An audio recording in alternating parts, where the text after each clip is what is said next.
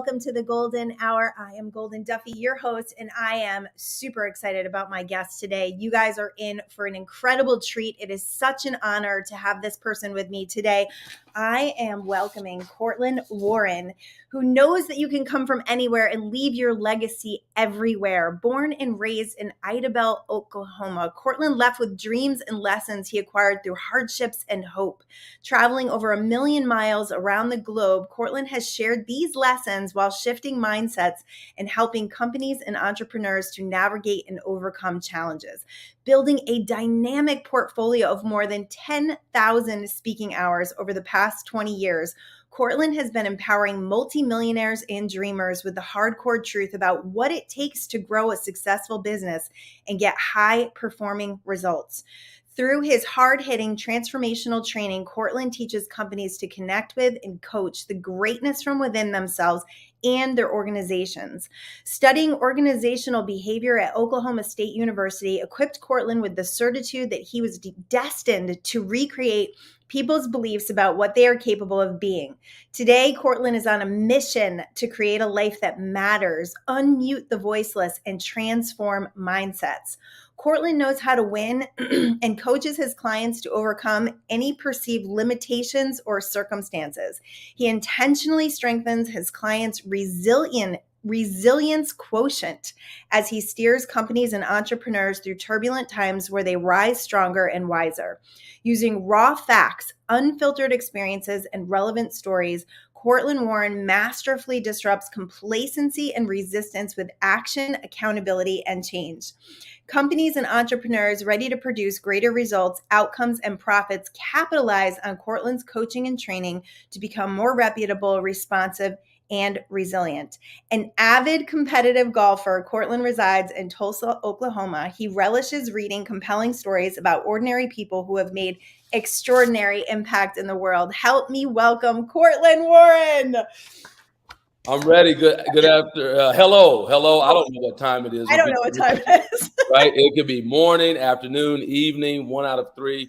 We're awake. Thank you, Golden. Thank you very much for the opportunity to connect with you, especially, and provide value to people who will be listening. Thank you very much. I feel like I have a celebrity with me right now. I mean, this is like legacy status, the amount of impact and effect that you have already had on the world. And I kind of feel like you're just getting started.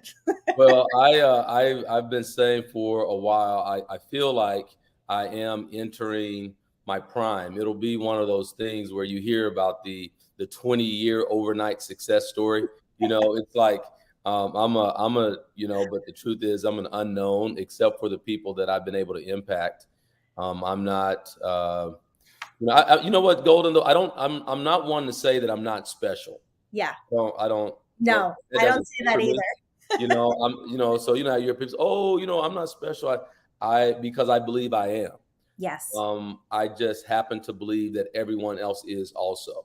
Yes. So I don't think that me being special takes away from you being special or anyone else being special. So, and I'm very mindful of word choice, but either way, regardless of the number of people that I have been able to assist, what matters now and what matters for a person listening in is how we can be of service to them. And so I'm excited about the opportunity to do that today. I love that. And how much do you think when you're working with people, that belief in them and that encouragement of the worthiness and the specialness in each person, how much of that do you see in the world that is really needed? I mean, people really need to start believing in themselves and need to start believing in their power. So one of the things that I love that you're doing is helping people transform those belief systems. Like, how important is it, to get, if to be successful, how much does a person really need to believe in themselves? Well, it's everything. I say that you will never act consistently in any way that is inconsistent with your self-image. Okay. Yes. So you may experience a flash of, momentum, it'll go good for a while. But then inevitably there will be the sabotage that resets. It's kind of like your thermostat in your home, right? We have what we believe we're capable of, what we believe we deserve. And at any time when we go beyond that, right, our ways of thinking kind of bring us back. And also when we go below that, it's like, okay, enough is enough. And we can all of a sudden find incredible energy and courage to do what's necessary to get us back to where we believe we deserve to be. So in my view, what you think about yourself, what your beliefs are, it's funny how whether there's a lot of disagreement on a lot of different things philosophically.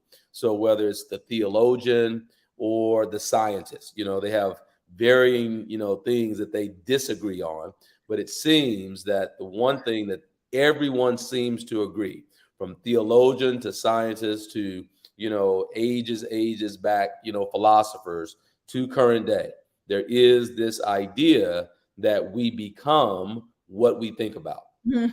That we will become what we most predominantly believe about ourselves.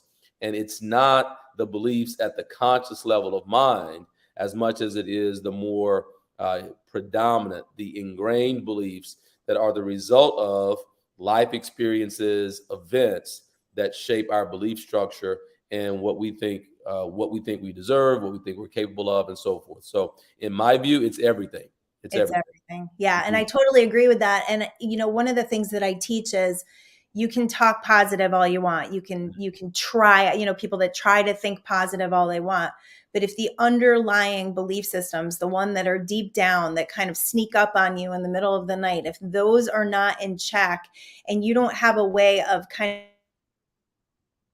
my screen. Hold on. Okay. If you don't have a way of balancing that, if you don't have a way of overcoming that, and that's what we're talking about today, is like overcoming those doubts and complacencies and really stepping into the resilience, then you're going to be taken out, especially if you're doing any kind of work like we are, where you have to just keep going every single day, no matter what. It's about winning the day, though, isn't it? It really is about winning the day. It's I love that. I was like, there's so much competition, particularly in social media influencer culture, where our news feeds have become our news source, right? People, rely on the news feed, whether it's in Facebook, Instagram, whatever it is. Okay. Yep. If someone made a YouTube video about it, then it must be true. That type of thing. Yep. So then it's like, well, if I'm a person who has, 500 followers and someone else has 500,000, then all of a sudden it can lead to me feeling less than, right? I diminish myself because I have this unfavorable comparison. And but my view is, rather than be in competition with other people, be in competition with yourself. It's the only thing that you ultimately have responsibility for, is to be better today than you were on the day previous or on the day before. So if I compare myself today to where Goldyn is today, then that unfavorable comparison can lead to a diminishing belief. Okay. Yep. So you don't compare yourself today to where someone else is today. You compare yourself today to where you were on yesterday. Right. And so, we oftentimes, every time I doubt or someone else's opinion outweighs my purpose, or I don't trust that I'm capable or deserving, or I listen to those limiting beliefs. Every time that overrides what I say I'm going to do, every time I break an agreement with myself, every time I allow my doubt to win, then I lose to myself. So I just say simply, don't lose to yourself on a daily basis, right? Stop taking, my boys, they call it taking an L, like L for loss.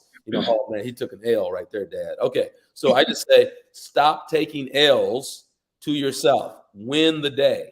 Okay. Do what you said you were going to do. And inevitably it leads to you having a more fulfilling life. That is incredible advice. And it makes so much sense when you think about, first of all, I love the idea of just winning the day, because I think we put ourselves under incredible pressure. I know at least I do. Incredible pressure to just, keep creating.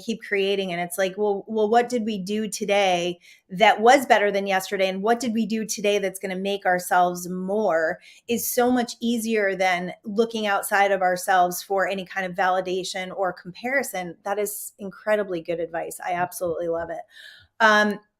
And we are truly in a battle with ourselves more than anything else, I think. And Mhm. I've shared very often on this show, the only thing that's stopping us is ourselves. Like, it's the only thing. There's nobody in our way. The only thing blocking our manifestations or blocking our success is that small little voice, right? Yeah, right. That's true. Yeah. And it's truth. And in my experience, the truth has that quality of being simple, right? Mm, You know the truth when you hear it. And just because it's simple doesn't mean it's easy, so true. right? So, So yep. yeah, the only thing in the way is me. My only competition is myself. The only thing standing in the way of me and experiencing my full potential is, my beliefs and so forth. So I think people, particularly, that demographic that is your listener, we get that intellectually. We Yes. understand that theoretically.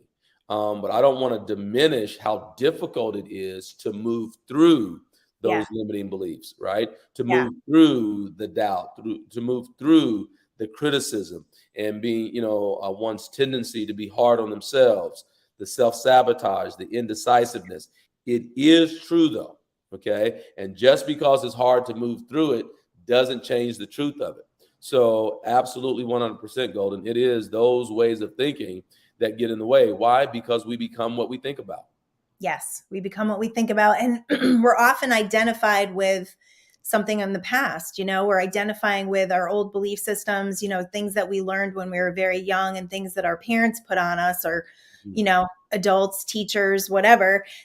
And because of that, it takes a lot to rise up against it and to become someone new. And for me, it's like every single day I'm becoming someone new. I have to reinvent myself every single day to get on this train and to be creative and to bring this brilliance to the world that I'm so passionate about. If I listen to that little voice that was, I won't say who it was when I was younger, but if I listen to that little voice, then I lose. And I love Mhm. that. I lose to myself. And Mhm. that's what you're doing every time you entertain those voices, every time you allow yourself to come to a place where you're believing a really low vibrational belief system and you're really tuning into it, you Mhm. lose yourself. That is so brilliant.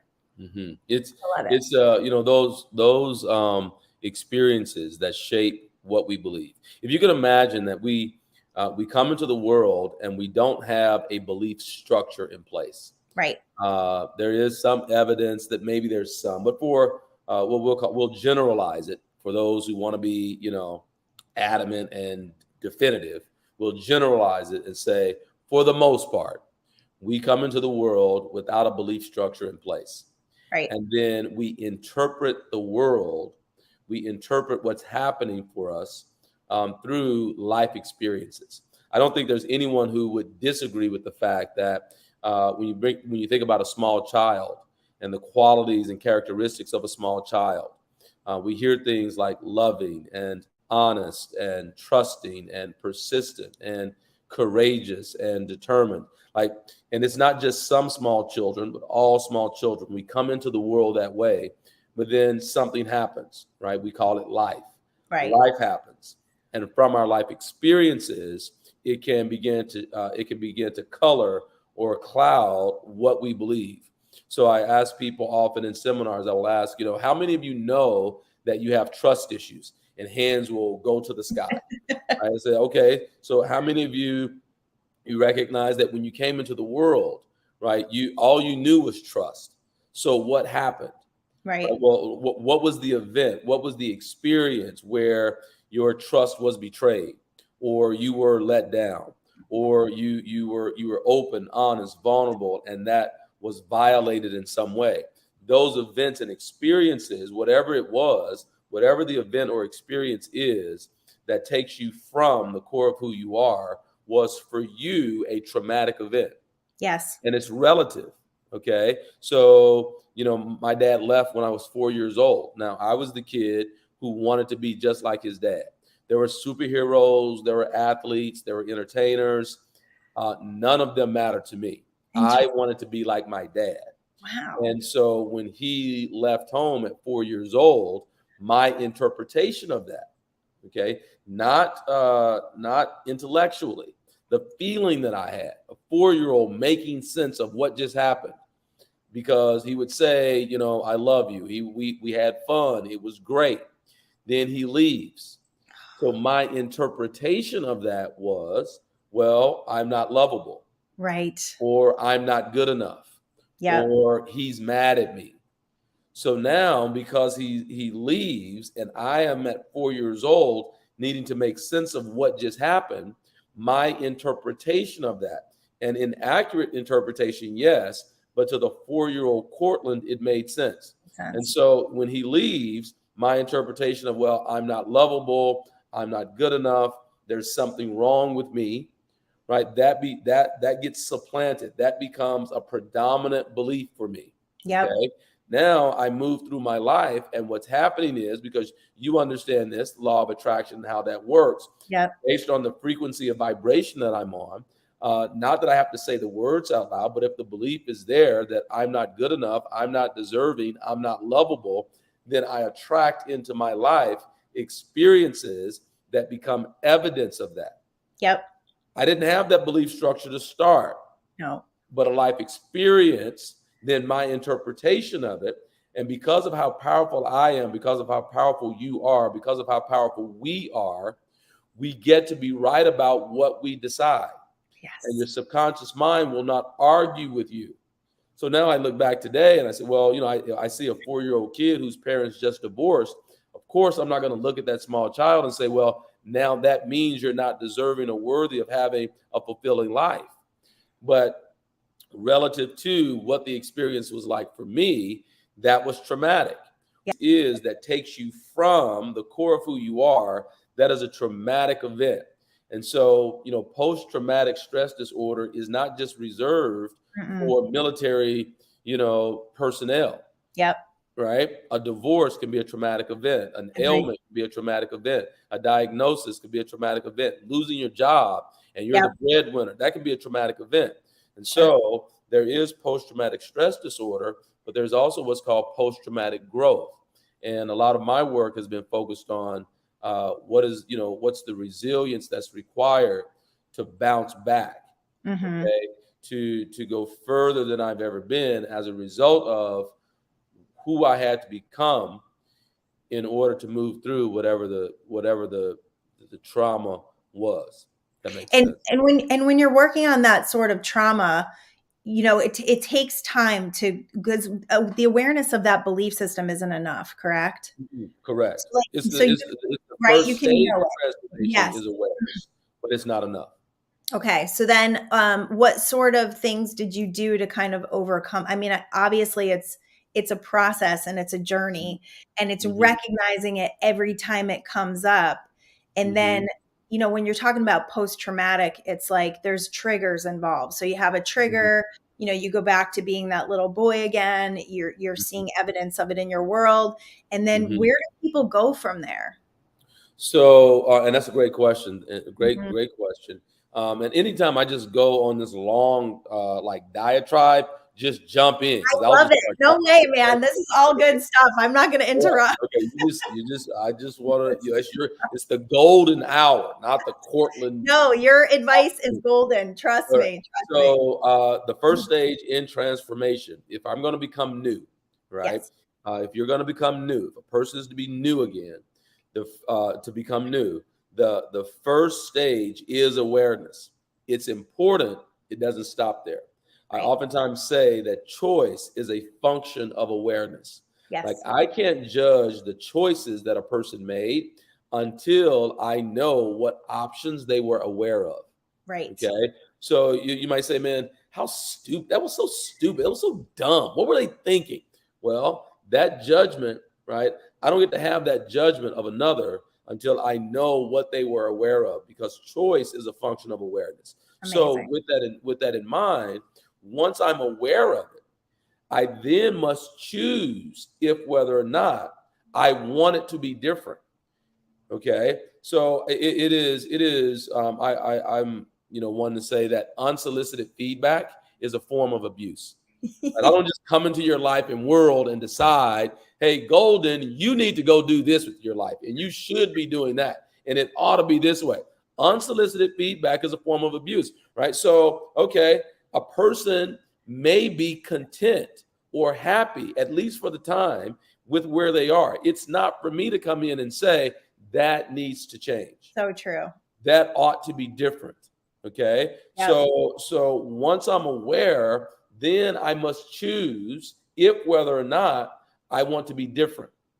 Okay. Yep. Once I choose that I want to be different, then and there's a distinction between making a choice and a decision.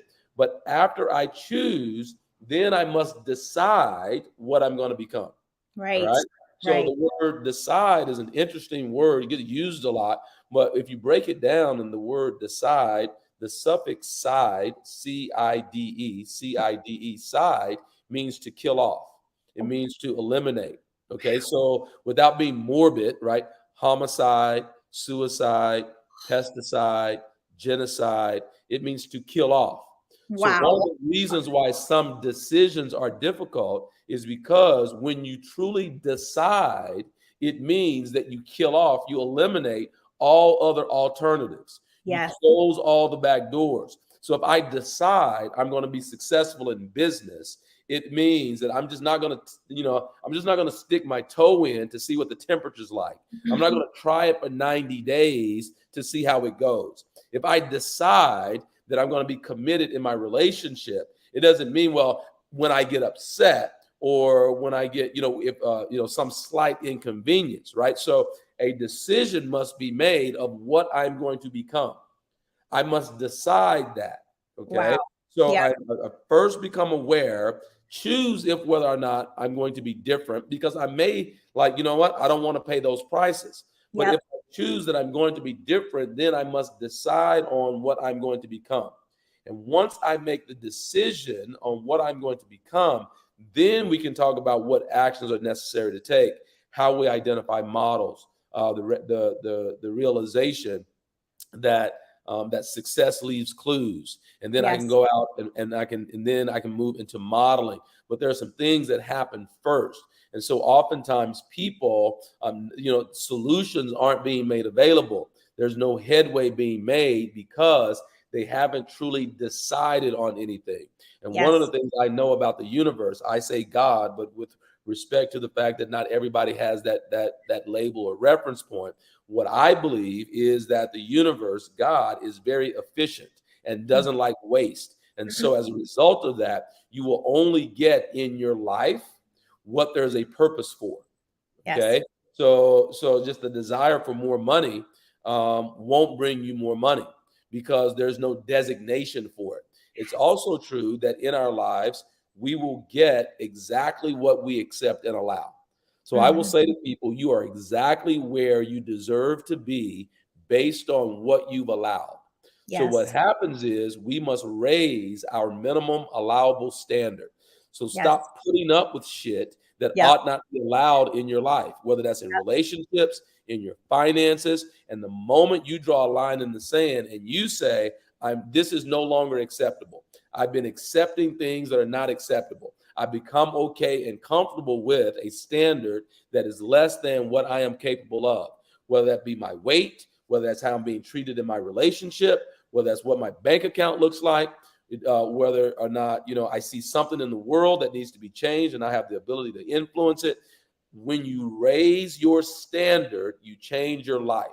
Your life doesn't change until your standards do. So when you raise the floor, essentially, when you raise your standards, then your life is transformed. That was so much in that. I'm still reeling from the whole decide thing as killing something off. All right, we have to put your website up because I have to share where people can find you. There was so much in that. My mind just went, I'm sure you saw it. You just blew my mind, but there was so much to unpack in that. When it comes to, first of all, decision is one of the strongest things we can do. My husband and I always call it burning the boats, right? That's exactly right. We burn the boats. There's no turning back. Like we have to move forward because we've like literally there's no other option. Hmm. So when you get to that point in your life and you make that strong decision, like you said, the universe and God then starts to conspire on your behalf, but there's Yeah. not a strong enough in energetic conduction when you're in that wishy-washy field of, oh, I'm going to try, I'm going to try, Right. or I'm going to think about this until it drives me absolutely crazy. Cause that's what most people do is they keep thinking about what they want to do. I Hmm. always say like thinking does not lead to confidence, No. doing is what leads us to getting the confidence to actually get things done. And you're not going to have confidence when you first start. Right. Right. Yeah. So I that was, think, I think his name is James Clear. James Clear wrote the book Atomic Habits, and okay. he makes the distinction between motion and action. Okay, being in motion and being in action, two different things. Right? Okay. I can be in motion. I can be in motion. I'm doing something, right? Because I'm strategizing, I'm planning, I'm thinking about it. It's like the difference between running on a treadmill and running a marathon. Like my view doesn't change when I'm in motion.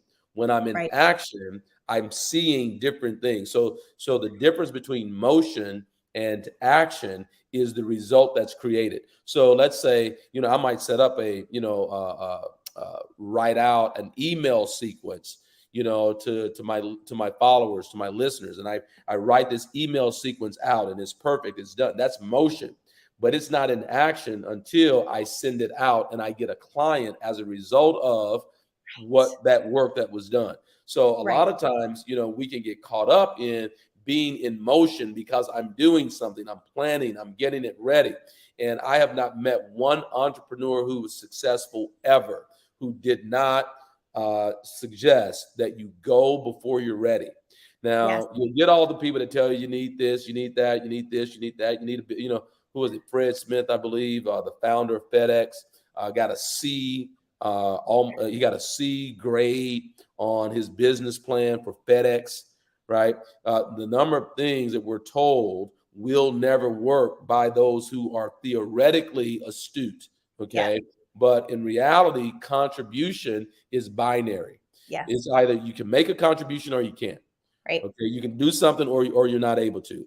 And you don't need another certification to go do that. You don't need more letters behind your name to do that. You don't need another degree to do that. If you can make a difference in an area, then go make the difference. It's Totally agree with you. just go make the difference. And you're going to trip, you're going to fall, and the only people who snicker and laugh at you falling are the people who are standing still. We don't make provisions for them. In my world, we don't make provisions for those people. I say, let them laugh until the laughter becomes applause. Yes, I love that. So I call that paralysis of analysis. And I know a Mhm. lot of people that do that. And I think at the root of that stuff is not feeling good enough, being Mhm. afraid that you're going to mess up. And it keeps you in a place where you don't really have to get out of your comfort zone. If you're always learning, if you're always, and if you're not applying, if you're always learning and you're not applying, you're not, like you said, it's motion, not action. So Correct. that was awesome. That was really good. And I'm sure that we've got some people out there you're really talking to right now. Well, it's like, oh man, I'm putting a plan together and I'm strategizing and but it's not Yep. perfect yet. But Yep. those things go back to, right? Those things go back to the interpretation of beliefs and experiences growing up. See, the Yep. first program we must all battle with is around approval and acceptance. Okay. Yes. So if no one approves of you on day one, let's go back to your birthday. Mine is September 8th. So Okay. we go to your birthday, right? The My day fellow you showed up in the plan. Virgo. Right. Okay. Right on. Yeah, Right I'm August 29th. there. Oh, yes. Okay. I knew we were connected. All See, right. we're so alive. It's like if no one accepts you or approves of you on day one, you don't make it to day two, Yep. whether Yep. it's parents or medical staff or Yep. however that works. Right. Yep. So Yep. human beings, we are cared for longer than any other species. Okay. In some cases, 18 years. Man, my kids are, over 18. So I'm learning they can go a little bit longer than that too. Yes, Okay. I've cared for 30 years. We're on You know what I 30. mean? It's like, oh goodness. Okay. Right. It never So, ends. Parents, but it never ends. if you are like, let's say you're a gazelle Yeah. If you're a gazelle, on the Serengeti in Africa, and like on day one, you come out on day one, you got to be ready to run like right Yeah. now. Yeah. Why? Because if not, the leopard or the lion will eat you. Okay. Yes.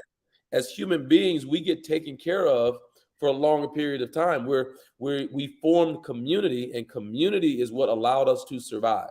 Yes. Okay. So Yep. therefore, when we feel that we're going to be alone, or there's the threat of being alone, then we feel in danger. Okay. Our amygdala, that part of our brain that is responsible for the fight or flight response, right?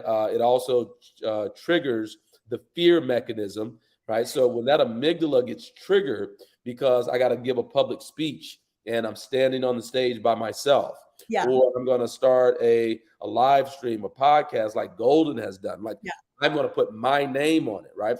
When Yeah. we have those experiences where we're out there alone, it triggers the amygdala. Okay. And so now we feel that we are in danger. There's a threat to our life.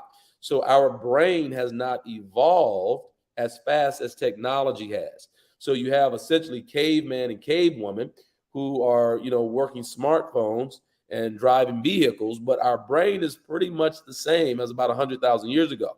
Wow. So that amygdala then it triggers the fight or flight response, or the fear mechanism. And so we're afraid that because we're alone, because we're putting ourselves out there, we become afraid that our life is in danger. That's why, our bodies react the way that it does. So what we have to do through the work that you do in personal development, and your courses and your live stream here, is like we're conditioning people to understand that you can recondition the subconscious mind, and you're going to just have a conversation with yourself that, like, look, okay, I'm not going to die.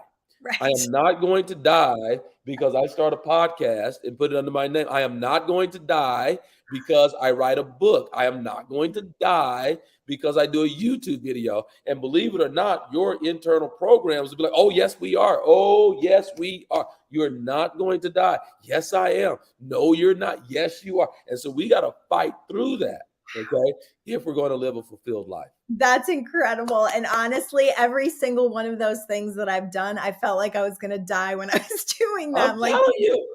It's like you're going to die if you do that podcast. You're going to die. And you're sitting in your house all by yourself and you're terrified. Like the anxiety, like the fear of being wrong, the fear of saying something wrong, the fear of making a mistake is real.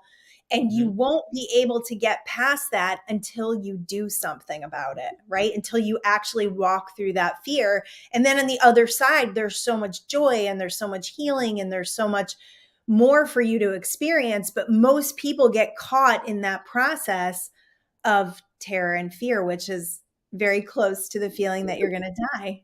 It is. It's like when we look at it, right? And that's why I love, conversations like this. And you're awesome, by the way. Thank you so much. Thank you so much for inviting me on. You're so awesome. Fun. So fun. Right? So easy to talk to. The thing is, it's like, it's true. We really feel like that if we do that thing, we're going to die. Yeah. So how do you get people to overcome that? Like, I personally, I'm just crazy. Like, I just bust through it because I know because I've done so many terrifying things in my life. I know that once I bust through that I'm going to be that's what I have to do. That's what I have to do. Like, it's not even a decision of should I or shouldn't I? It's like, oh, I feel that feeling of anxiety and terror. I got to bust through it. Like, that's how I feel. But what do you tell people to do when they're approaching stuff like that? What I love about what you just shared is that the answer is right in what you just shared. Yeah. Like you said, I've done so many terrified things. Okay. Or when I feel that feeling, I know that it's time to now act. You didn't use that word, but that's my interpretation of it, right? So here's what we know about fear. The more we know about a thing, the less fearful of it we are. That's true. That's true. The more I understand it, the less fearful of it. Okay. Yes. I know how to handle it, right? I'm afraid of snakes. I was at a festival recently. I mean, and this guy, he's just walking around with a python wrapped around his neck, and people are taking photos, and he's charging people to take photos with his snake, and then he puts it around their neck. And I'm like, there's no way I'm doing that. But he has an understanding of that animal, Yes. okay, that has removed his fear of it. Okay. Yep. So whatever the thing is that makes you afraid, the only answer is to act in the face of it. Yes. Now, courage does not mean that fear is removed. You can be afraid and still be in action. Again, notice I didn't say in motion. Right. So moving in the direction of it. So fear is removed with understanding. So you got to first get an understanding. And primarily what you're getting an understanding of, and this is what I love about this, what you're getting an understanding of is not the thing itself, but an understanding of what is the belief about you. Okay, so let's say a person has a dream of starting a business or podcast or writing a book, and they're afraid of it. What are they actually afraid of? They're not afraid of, pushing keys on a keyboard that would write the book. They're not afraid of coming up with ideas for a business name or a business or a problem to solve. What I'm really afraid of is that if I do this thing, no one will buy my book or no one will, patronize my business. What I'm really afraid of is that what my idea won't be accepted. So now if I peel back the layers on that, well, what's driving that fear? This belief that it won't be accepted, that I won't be accepted, that my idea is not good enough. Now we can trace it all the way back to what was the event that led to that belief. I love it. The fear that's there is not about the thing as much as it is about who we're going to become in the process, and whether or not we're good enough to become that person. Exactly. I always say fear is false evidence appearing real. Yes. So every time you look at it, it dissipates because it's not real. So a lot of times people just don't want to look at the fear. So the fear just kind of hangs out and then it manipulates everything they do. But if you actually looked at the fear, if you actually looked at it in the face and decided that it wasn't going to be what moves you, like you're not going to move from fear, you're going to move from who you know you are underneath that fear, then it totally dissipates. And I've done that with so many things in my life.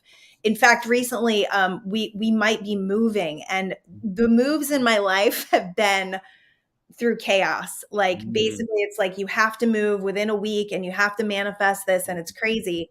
And I decided this time that it was going to be different. So I recognize what I've done in the past, the momentum of fear of not having a place to live. When we moved to California, we didn't have a place for 2 weeks, and I was I lost my mind for 2 weeks. Like didn't even know who I was. I'm not good without a home. I am a homemaker. That's what I am. I make a home, and I need a home to feel grounded. So in knowing that and what I've done to create those homes in the past, I'm like, I don't have to do it like this. I don't have to do it like that. I can decide what I want. I can get ahead of this energy because I don't have to move right now, but it's looking like I want to move, like the desire has just been planted, right? So knowing that now I can do it differently because my belief system is I always find a fantastic place. Every place I've ever been has been fantastic. So why would this be anything different? Right. So if you look at everything in your life that you've created, then you can take that belief system into anything. Into a new body, a new relationship. Everyone kind of keeps this like certain things are going well in their life and then certain things don't because they have all this energy wrapped around it and all these beliefs and stories wrapped around it that don't allow it to manifest, right? It's that whole thing, like you're in the way of it. Right. It's I mean, we have more power than we recognize we do. So much. It's like, I think we tend to overestimate what we can do in 3 weeks. Yep. But we underestimate what we can do in 3 years. Yep. And so it's we have a say in how our life will unfold. And it goes that decision, making that decision, right? I remember when we were back in Connecticut and our house was under foreclosure. Our house was in foreclosure for 5 years. And I Mm, remember the last time I went to the court system and I said to the woman, they won't take my house. Like, I will mm, give the house back, which I did. And they actually didn't mm, take the house for like 6 months later. But when I mm, make those solid decisions, like, I won't be mm, kicked out of this place. Like, I'm going to mm, already have something manifested and it's going to be really smooth. When we mm. make those decisions, then all the doubts and fears have to die. They die. They die. They die. And they get to linger because no decision has been made. I'm telling you, it's a That's, very powerful thing, oh right? man.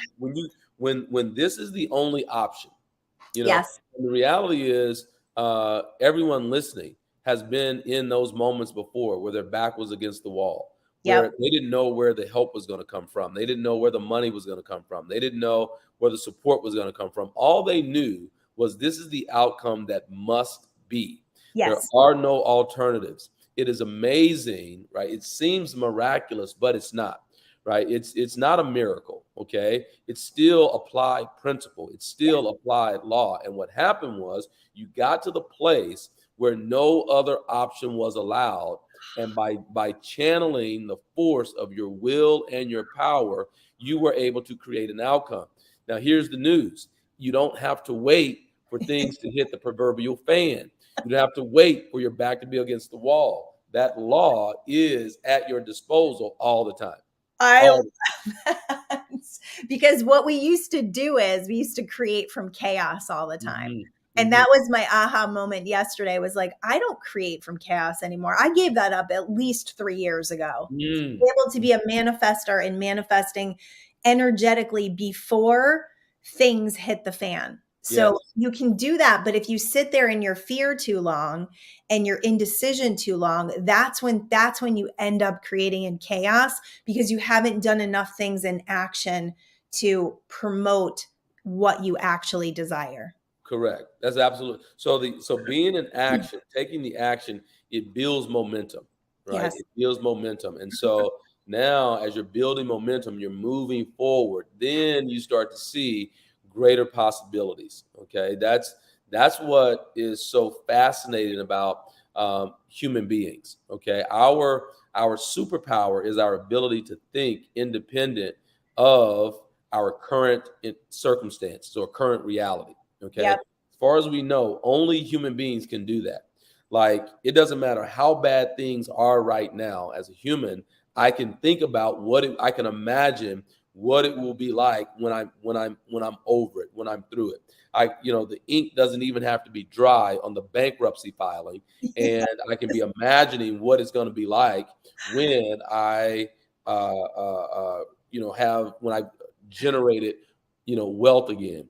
I could just be going through the most terrible breakup or divorce and still be imagining what it's going to be like when love is in my life again. Only human beings can think independent of current reality. Love it. Okay. Yes. So, yeah, current reality is evidence of what I've been thinking. Yep.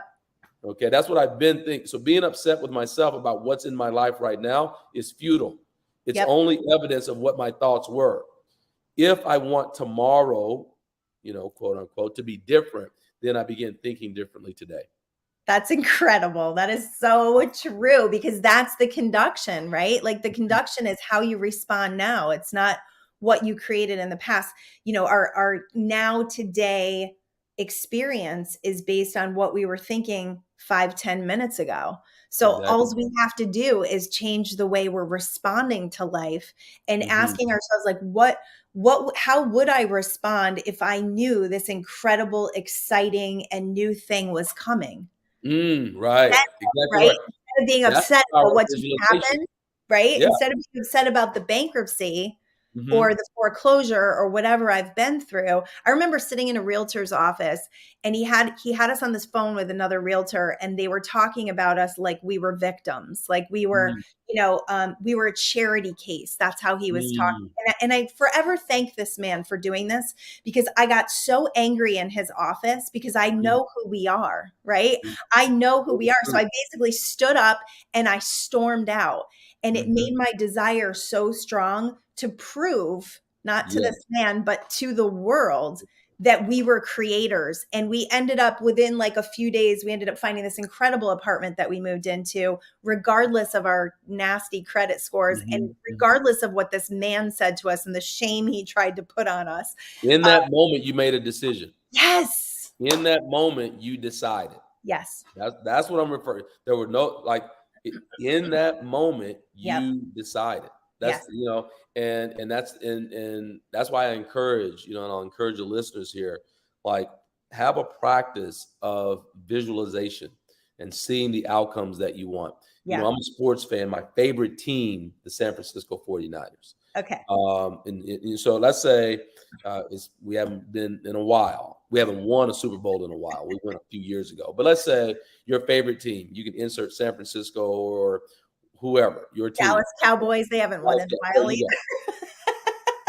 I can't even believe you had me say those words. I know, and that's a childhood thing. And recently I'm like, I don't know that I can be their fan anymore, but it's another conversation. So you fill in your team, and let's say that it's Super Bowl or whatever the championship game is, and for whatever reason you're not able to see it and watch it live, but you've got it recorded, and so you're out during your day, with associates or with clients. You're like, listen, I'm going to watch the game when I get home.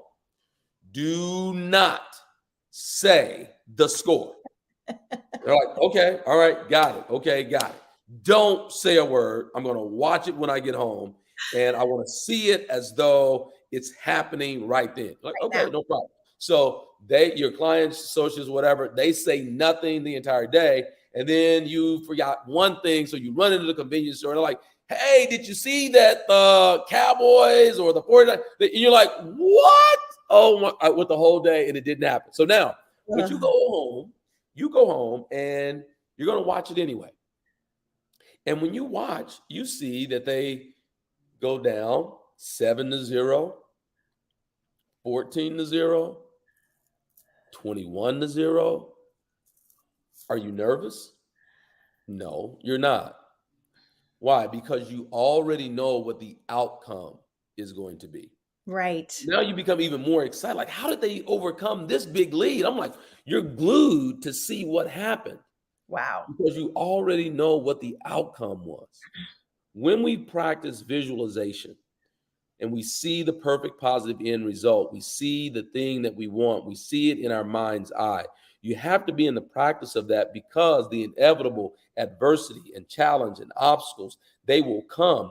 But if you're clear about what you're going to create, when they come, they don't last as long. Why? Because you've already seen the outcome. You already know what the final score is. You've already determined what your life, you've already determined that you're going to achieve it. And so whatever you have to go through to get there is okay.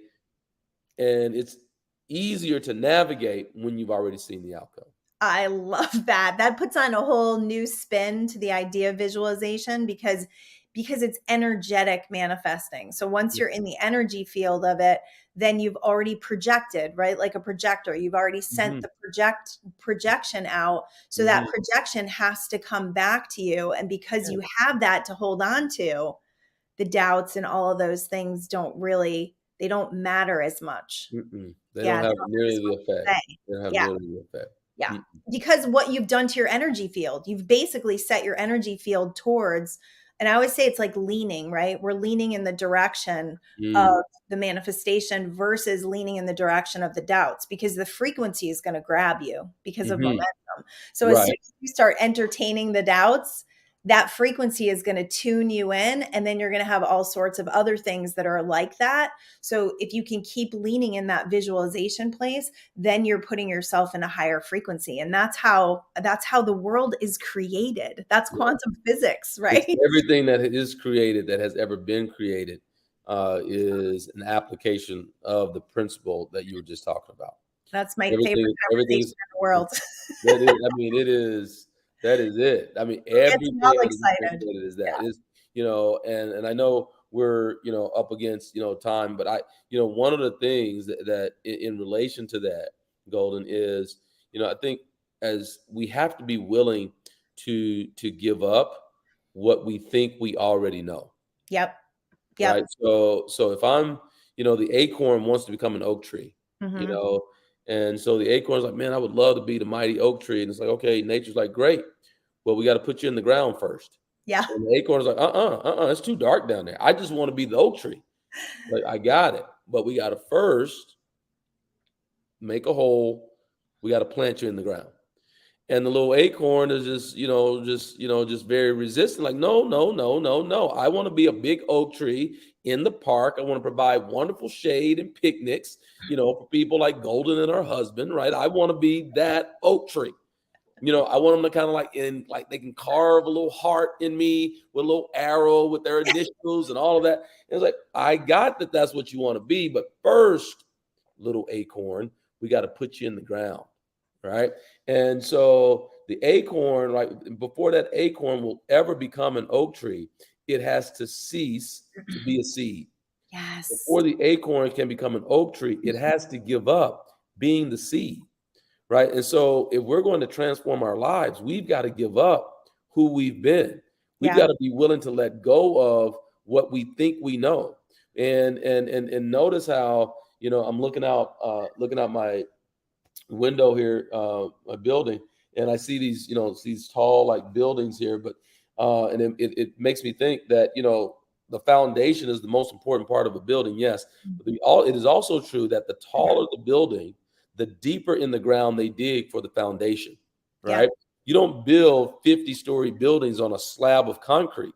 Right? So depending on what your dream is, depending on what you desire to manifest in your life, and if you want to live a life that matters and one that leaves a legacy for your children and for your children's children, one that is a global vision that impacts the world, then that foundation, what you got to be willing to go down, okay, and suffer through some things in order to come up. So, I say to people, when you think about all of the difficulties and the challenges and the obstacles that you've already been through, don't waste all of those challenges, adversities, and obstacles. Don't waste it on a small vision. You may as well, if you've already been through a lot of stuff, then you may as well dream big, okay? And that's not to suggest that more bad things, quote unquote, are coming. It's just you get to leverage what you've already been through and have a story that's worth telling, a life that matters. I totally believe that. And when you're faced with that adversity and all the things that you go through, and as hard as it is, you get to the point where you start to grow from it. And as you start to grow, then the things that do start to happen don't feel so bad because you've already been through so much. We used to say things like, we've come too far to fail, There's no turning back, right? There's no turning back. Like, we have to keep going. And when you have that kind of resilience, when you have that kind of determination, then the powers that be, right? Universe, God, whatever you want to call it, that orchestration comes into play because you're no longer just being this wounded victim of like unworthiness. Like, I'm all by myself. There's nobody here to help me. You're in the flow of faith and trust. And that's been the biggest up level of our lives, is what we've seen. Our faith is exponential. It's grown up exponentially. It's, a lot of times when people are going through things, there's I call it the 3 P's of resilience. And there's a gentleman, his name is Martin Seligman, a professor at the University of Pennsylvania. And I want to give your listeners something that's practical that they can use. Perfect. But these 3 P's are a way for you to be more resilient. Okay. So as it turns out, the number one predictor of high achievement is what's called your explanatory style. Okay. So your explanatory style is essentially how you explain to yourself difficulty and challenges that come up in your life. Awesome. And highly resilient people have a different explanatory style than people with low resilience. And it comes down to 3 areas, each of these areas starting with the letter P. Okay. The first P is personal. Okay. So highly resilient people don't take adversity and challenge personal. Love it. They Love see it as something that, everyone has to go through it. Awesome. Whereas We have people about 1 minute left. Can okay, we, and I should have I got told you. you how much time we No, it's had. good. It's good. Okay, so We're in a people perfect with place. low resilience, Yep. they take it personal. Some karmic debt that they haven't paid, right? Yep. So they think it's just happening to them. The second P is pervasiveness. Okay. Highly resilient people don't allow the adversity and challenge to spread. They keep it local. A flat tire doesn't ruin their week. Most people, if they look at it, will recognize that they didn't have a bad week. They had a bad 15 minutes that they stayed on for the Love rest of the week. All right. Yes. And the last P is so you got personal, pervasiveness, and then permanence. Permanence is about the time component. Highly resilient people see the challenge as something that's just a bump in the road, Yep. whereas people with low resilience, they're like, man, they use words like it's always like this. It's Yes. always going to be this way. And that's not the case. So those 3 Ps are ways for you to be more resilient. Amazing. Oh my gosh. I could literally talk to you forever. I'm going to put your website up one more time. So I have to close out the show, but I think you're going to have to come on again because I'm definitely going to listen. Here's your podcast too. I'm definitely going to be listening to that. You've already like. Listen, this is what I say. If I did a good job, I'll know because I'll be invited back. So yes. well, You're already invited. All this nice stuff right now to your listeners. I don't even know. I don't even have to think about it. I'm inviting you back already. Oh my God. You can say all this nice stuff to them right now. But hey, listeners, if I'm never back, that was the truth. Thank you so much, Goldyn. I appreciate it. Courtland, this was incredible. I love the way you say things. We totally believe the same things. We just say it in different ways, but we're in complete alignment. So connect with Courtland. He is absolutely amazing. And I can't wait to see what's going to happen next because I feel an up level. So let me close out the show. Just hang out for a second and we'll talk a little bit. All right. We love you all. Peace out. All right. So good. Thank you so much. So good. So good. I'm talking to you. Okay, you're welcome. You're very welcome. You're very welcome.